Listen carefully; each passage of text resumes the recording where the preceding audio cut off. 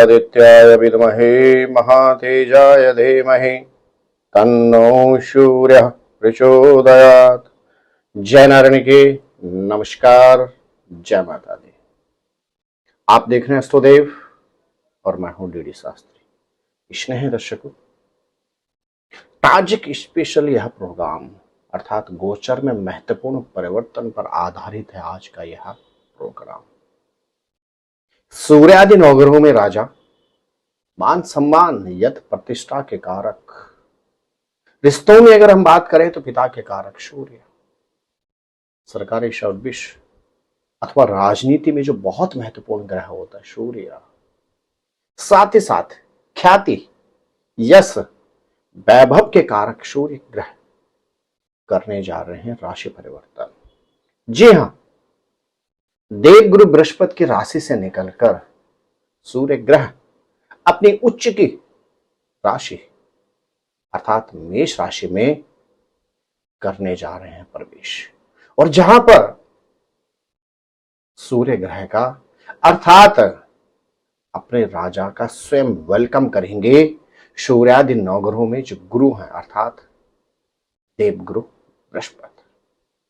सूर्य और बृहस्पति के मिलने से अद्भुत शुभ संयोग बन रहा है और इस शुभ संयोग का आपकी राशि पर पड़ेगा कैसा प्रभाव, उसी पर आधारित हमारा आज का यह प्रोग्राम। स्नेह दर्शकों, वर्ष 2024 की यदि हम बात करते हैं तो 13 अप्रैल को सायंकालीन समय 9:04 पर मेष राशि, माफ कीजिएगा, सिंह राशि के स्वामी सूर्य ग्रह करने जा रहे हैं राशि परिवर्तन और यह मीन राशि से आगे बढ़कर मेष राशि में करेंगे प्रवेश। और सूर्य ग्रह का मेष राशि में प्रवेश करना हर तरह से व्यक्ति के जीवन में उन्नति और समृद्धि का कारक होता है। स्नेही दर्शकों, सूर्य ग्रह का मेष राशि में प्रवेश करना प्रकृति में भी एक नवीन संरचना का कारक होता है। मेष से लेके मीन अर्थात 12 राशियों में सूर्य निरंतर परिवर्तन करते हैं, प्रवेश करते हैं। मेष प्रथम राशि होती है और मीन राशि 12वीं राशि होती है। तो मेष राशि में जैसे ही सूर्य ग्रह प्रवेश करते हैं, यह नवीन संरचना का कारक, इसीलिए इस संक्रांति को कहा जाता है। स्नेही दर्शकों, सूर्य ग्रह के मेष राशि में प्रवेश करने की अवधि को कहा जाता है मेष संक्रांति भी कहा जाता है और इसी को वैशाख संक्रांति के नाम से भी जाना जाता है। प्रिय दर्शकों, ज्योतिष के आधार में सूर्य ग्रह का व्यक्ति के जीवन में बहुत ज्यादा प्रभाव होता है। यदि हम रिश्तों की बात करते हैं तो सूर्य होता है पिता का कारक। यही अगर पत्रिका में, व्यक्ति की पत्रिका में सूर्य ग्रह योग कारक हो तो व्यक्ति के पिता के साथ बहुत ही मधुर संबंध होते हैं। इसी को अगर आगे चल के हम देखते हैं, यदि व्यक्ति की पत्रिका में सूर्य योग कारक हो तो व्यक्ति को शिक्षा दीक्षा में अधिक संघर्ष नहीं करना पड़ता है, अर्थात कम मेहनत के बावजूद बच्चा बहुत अच्छे नंबर लेके आता है। और यही अगर सूर्य फिर आगे चलकर योग कारक व्यक्ति की पत्रिका में होता है तो इंसान को प्रोफेशन में बहुत अच्छी उन्नति और समृद्धि प्राप्त होती है। सूर्य यदि योग कारक हो तो व्यक्ति उच्च पद प्रतिष्ठा पर विराजित होता है, यहां तक कि गवर्नमेंट से संबंधित क्षेत्र में भी उच्च पद पर व्यक्ति अवश्य सुशोभित होता है। वर्तमान समय में हमारे देश के अंदर लोकसभा चुनाव चल रहे हैं। सूर्य राजनीति का कारक भी होता है। आपको बहुत से राजनेता मिलेंगे जो अचानक से राजनीति में आते हैं और अपना बहुत अच्छा वर्चस्व स्थापित कर जाते हैं। क्यों? क्योंकि उन लोगों की पत्रिका में सूर्य बहुत अच्छा होता है। इसीलिए यह जो 1 महीने की अवधि रहेगी 13 अप्रैल से लेकर 14 मई तक, यह अवधि जितना हर किसी व्यक्ति के लिए महत्वपूर्ण है, उतना ही यह अवधि राजनीतिक व्यक्तियों के लिए तो बहुत ही महत्वपूर्ण है। यही अवधि होगी जो राजनीतिक व्यक्तियों के भविष्य के 5 साल की अवधि को निर्धारित करेगी। तो स्नेही दर्शकों, सूर्य ग्रह बहुत कमाल का होता है। यही सूर्य ग्रह यदि व्यक्ति की पत्रिका में प्रतिकूल हो तो व्यक्ति के पिता के साथ संबंध खराब होते हैं, एजुकेशन में बहुत अच्छी सफलता प्राप्त नहीं होती है, सर्विस में दर दर की व्यक्ति ठोकर खाता है और अत्यधिक परिश्रम के बावजूद निम्न सफलता व्यक्ति को प्राप्त होती है। राजनीति के क्षेत्र में कहा जाता है व्यक्ति दरी और चटाई बिछाने के लिए और पोस्टर चिपकाने तक ही सीमित रहता है, उसको राजनीति में उच्च पद और प्रतिष्ठा प्राप्त नहीं होती है। शारीरिक क्षेत्र की यदि हम बात करें, व्यक्ति के पत्रिका में सूर्य योग कारक हो तो व्यक्ति शारीरिक के क्षेत्र के साथ मानसिक क्षेत्र में भी मजबूत होता है। लेकिन यही सूर्य यदि व्यक्ति की पत्रिका में प्रतिकूल हो तो व्यक्ति को शारीरिक मानसिक प्रताड़ना का सामना भी करना पड़ता है। प्रिय दर्शकों, सूर्य ग्रह का इस गोचर में परिवर्तन से आपकी राशि पर पड़ेगा कैसा प्रभाव, इस पर करूंगा आपसे विस्तृत चर्चा।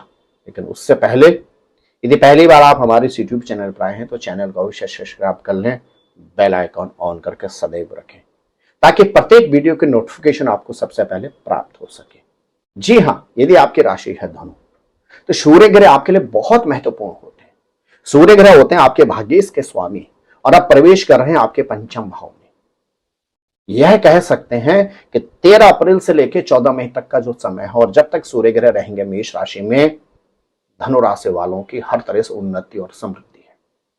स्टूडेंट है तो बहुत अच्छा समय है शिक्षा के लिए, अविवाहित है तो चटमंगनी और पटव्या के योग बनते हैं। साथ ही साथ यदि राजनीति के क्षेत्र में है तो उच्च सफलता प्राप्ति के आपके पूरे योग बनते हैं। यदि आप व्यवसायी हैं तो आपके ग्रह नक्षत्र कहते हैं इस अवधि में आपको व्यवसाय में नए अवसर प्राप्त होंगे। सर्विस में यदि आप हैं तो इस अवधि में आपको अतिरिक्त दायित्व प्राप्त होगा जिससे आपकी उन्नति सुनिश्चित है। कुल मिलाकर अगर देखा जाए तो धनु राशि के जातकों के लिए यह समय हर तरह से उन्नति कारक है। अपने स्वभाव पर आपको नियंत्रण रखना होगा।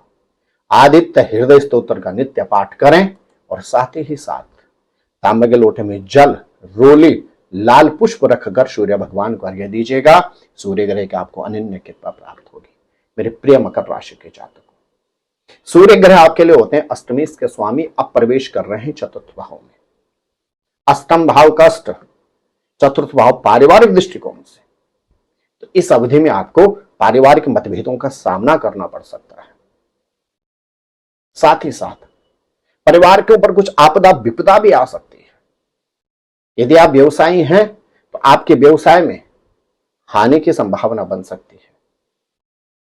और साथ ही साथ आपके ग्रह नक्षत्र कहते हैं इस अवधि के अंदर आर्थिक क्षेत्र में भी आपकी स्थिति थोड़ी सी बिगड़ सकती है।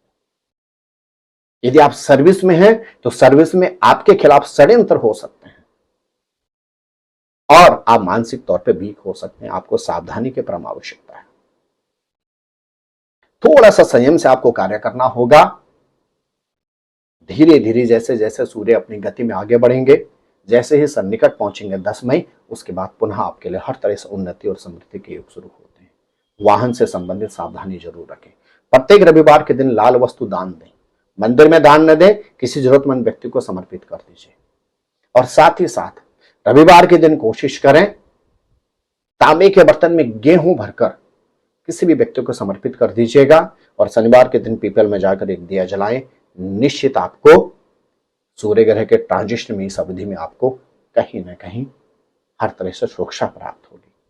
मेरे प्रिय कुंभ राशि के जातकों, सूर्य ग्रह आपके लिए होते हैं सप्तमेश के स्वामी और आप पहुंच रहे हैं तृतीय भाव में। यह ट्रांजिशन आपके लिए योग कारक है। हर तरह से आपकी उन्नति और समृद्धि के योग बनते हैं। नए अवसर प्राप्त होंगे। बहुत लंबी अवधि के बाद पारिवारिक सदस्यों से मुलाकात होगी।